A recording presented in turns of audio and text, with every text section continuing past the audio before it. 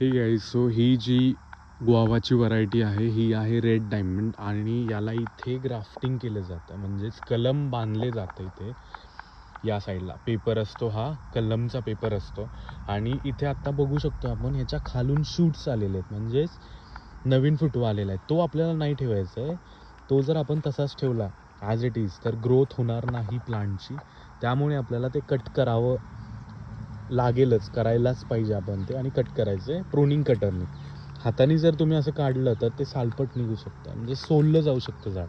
त्यामुळे pruning cutter is the best option, first and the last one. Okay, एकच option आहे तो, तोच चांगला असू शकतो. ठीक आहे. सो आपण हे काढून घेतो सगळे. हे बघा, आता मला माहिती आहे त्यामुळे मी काढतोय त्या पद्धतीने सगळे शूट्स. हे बघा, यानी ग्रोथ थांबते, त्यामुळे हे काढणं खूप गरजेचं असतं, अगदी तुम्ही प्लांट केलेल्या झाडाला सुद्धा. ओके, आय होप की तुम्हाला समजलं असेल.